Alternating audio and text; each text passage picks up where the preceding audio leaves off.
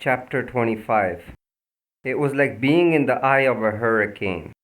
Everything flowed across Elizabeth's desk, from the hundreds of departments at headquarters, from the factories at Zaire, the laboratories in Greenland, the offices in Australia and Thailand, from the four corners of the earth. There were reports on new products, sales, statistical projections, advertising campaigns, experimental programs. There were decisions to be made on building new factories, selling old ones, acquiring companies, hiring and firing executives. Elizabeth had expert advice on every phase of the business, but all the final decisions had to be made by her, as they had once been made by Sam. She was grateful now for the 3 years she had worked with her father. She knew much more about the company than she had realized, and much less. Its very scope was awesome. Elizabeth had once thought of it as a kingdom, but it was a series of kingdoms, run by viceroys, with the president's office as a throne room. Each of her cousins had charge of his own domain, but in addition they supervised other overseas territories, so that they were all traveling constantly. Elizabeth soon learned that she had a special problem. She was a woman in a man's world, and she discovered that it made a difference. She had never really believed that men subscribed to the myth of the inferiority of women, but she quickly learned better. No one ever put it into words or acted overtly, but Elizabeth was faced with it every day. It was an attitude born of ancient prejudices, and it was inescapable. The men did not like taking orders from a woman. They resented the idea of a woman questioning their judgments, trying to improve their ideas. The fact that Elizabeth was young and attractive made it worse. They tried to make her feel that she could be at home, in a bed or a kitchen, and that she should leave serious business matters to men. Elizabeth scheduled meetings with different department heads every day. Not all were hostile. Some were predatory. A beautiful girl sitting behind the president's desk was a challenge to the male ego. Their minds were easy to read. If I can fuck her, I can control her. Like the grown-up version of the boys in Sardinia. The men went after the wrong part of Elizabeth. They should have gone after her mind, because in the end that was where she controlled them.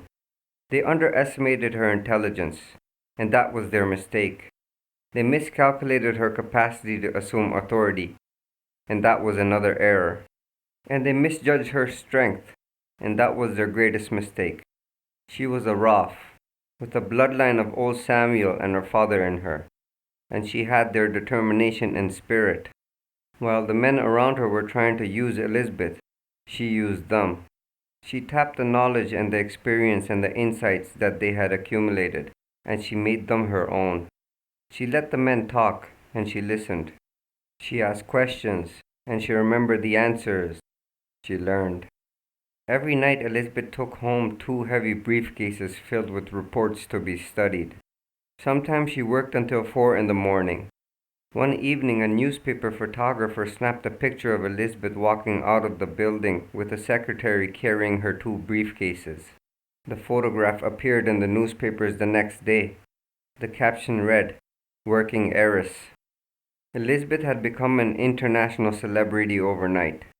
The story of a beautiful young girl inheriting a multi-billion-dollar corporation and then taking command was irresistible. The press jumped at it. Elizabeth was lovely, intelligent, and down to earth, a combination that rarely came across in celebrities. She made herself available to them whenever possible, trying to build up the damaged image of the company, and they appreciated it. When she didn't know the answer to a reporter's question, she was not afraid to pick up a telephone and ask someone. Her cousins flew into Zurich once a week for meetings, and Elizabeth spent as much time with them as possible. She saw them together, and one at a time. She talked to them and studied them, searching for a clue as to which one of them had allowed innocent people to die in an explosion, had sold secrets to competitors, and which one of them was trying to destroy Robinsons. One of her cousins, Ivo Palazzi, with its irresistible warmth and charm. Alec Nichols, a correct and proper gentleman, and a gentle man, always helpful when Elizabeth needed him. Charles Martel, a dominated, frightened man, and frightened men could be dangerous when cornered. Walter Gassner, the all-German boy, beautiful looking and friendly on the outside. What was he like on the inside? He had married Anna, an heiress, 13 years his senior. Had he married for love or money? When Elizabeth was with them, she watched and listened and probed. She mentioned the explosion in Chile and studied their reactions. And she talked about the patents that Roth had lost to other companies. And she discussed the impending government suits. She learned nothing. Whoever it was, he was too clever to give himself away. He would have to be trapped. Elizabeth recalled Sam's marginal note on the report. Trap the bastard. She would have to find a way. Elizabeth found herself becoming more and more fascinated by the inside operation of the pharmaceutical business. Bad news would deliberately spread. If there was a report that a patient had died from a competitor's medication, within half an hour a dozen men were placing telephone calls all around the world. By the way, did you happen to hear about... Yet on the surface all the companies appeared to be on the best of terms. The heads of some of the large firms held regular informal get-togethers, and Elizabeth was invited to one. She was the only woman present. They talked about their mutual problems. The president of one of the large companies, a pompous, middle-aged roue, who had been following Elizabeth around all evening, said, "Government restrictions get more unreasonable every goddamn day. If some genius invented aspirin tomorrow, the government would never okay it." He gave Elizabeth a superior smile. "And do you have any idea, little lady, how long we've had aspirin?" Little lady replied, "Since 400 BC, when Hippocrates discovered salicin in the bark of a willow tree." He stared at her a moment, and the smile died. "Right." He walked away. The company heads all agreed that one of their biggest problems was the Me Too firms, the copycat houses that stole the formulas of successful products, changed their names, and rushed them onto the market. It was costing the reputable drug firms hundreds of millions of dollars a year. In Italy, it was not even necessary to steal it. Italy was one of the countries that has no patent regulations protecting new drugs, one of the executives told Elizabeth. For a bribe of a few 100,000 lira, anyone could buy the formulas and pirate them under another name.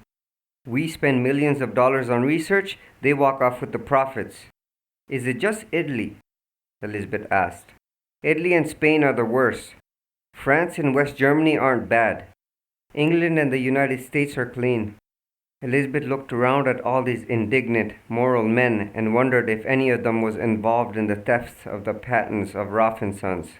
It seemed to Elizabeth that she spent most of her time in airplanes. She kept her passport in the top drawer of her desk. At least once a week there was a frantic call from Cairo or Guatemala or Tokyo. And within a few hours Elizabeth would find herself in a plane with half a dozen members of her staff to cope with the emergency. She met factory managers and their families in large cities like Bombay and at remote outposts like Puerto Vallarta. And gradually Roth & Sons began to take on a new perspective. It was no longer an impersonal mass of reports and statistics. A report headed Guatemala now meant Emil Nanos and his fat, happy wife and their 12 children. Copenhagen was Nils Bjorn and the crippled mother with whom he lived. Rio de Janeiro was an evening spent with Alessandro Duval and his exquisite mistress. Elizabeth kept in regular touch with Emil Juepli. She always telephoned him on her private line, calling him at his little flat in Ossersill in the evenings. She was cautious even over the telephone. "How are things going?" "A little slower than I hoped, Miss Roth." "Do you need anything?" "No, just time. I ran into a little problem, but I think it's solved now." "Good. Call me if you need anything at all." "I will. Thank you, Miss Roth." Elizabeth hung up. She had an urge to push him, to tell him to hurry, for she knew that her time with the banks was running out. She desperately needed what Emil Juepli was working on, but pressing him was not the answer, and so she kept her impatience to herself. Elizabeth knew that the experiments could not possibly be completed by the time the banknotes were due, but she had a plan. She intended to let Julius Burdett into the secret, take him into the laboratory and let him see for himself what was happening. The banks would give them all the time they needed. Elizabeth found herself working with Rhys Williams more and more closely, sometimes late into the night. They often worked alone, just the two of them, having dinner in her private dining room at the office, or at the elegant apartment she had taken. It was a modern condominium in Zurichberg, overlooking the Lake of Zurich, and it was large and airy and bright. Elizabeth was more aware than ever of the strong animal magnetism of Rhys, but if he felt an attraction for her, he was careful not to show it. He was always polite and friendly. Avuncular was the word that came into Elizabeth's mind, and somehow it had a pejorative sound.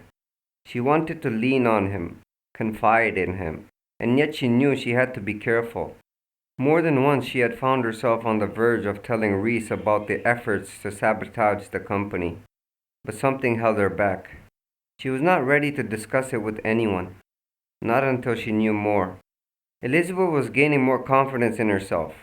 At a sales meeting, they were discussing a new hair conditioner that was selling badly. Elizabeth had tried it, and she knew it was superior to similar products on the market. "We are getting heavy returns from drugstores," one of the sales executives explained. "It's just not catching on. We need more advertising." "We're already over our advertising budget," Rhys objected. "We'll have to find a different approach." Elizabeth said, "Take it out of the drugstores." They all looked at her. "What?" "It's too available." She turned to Rhys. "I think we should continue the advertising campaign, but sell it only at beauty salons. Make it exclusive, hard to get. That's the image it should have." Rhys thought for a moment, then nodded and said, "I like it. Let's try it." It became a big seller overnight. Afterward, Rhys had complimented her. "You're not just another pretty face," he had said, grinning. So he was beginning to notice.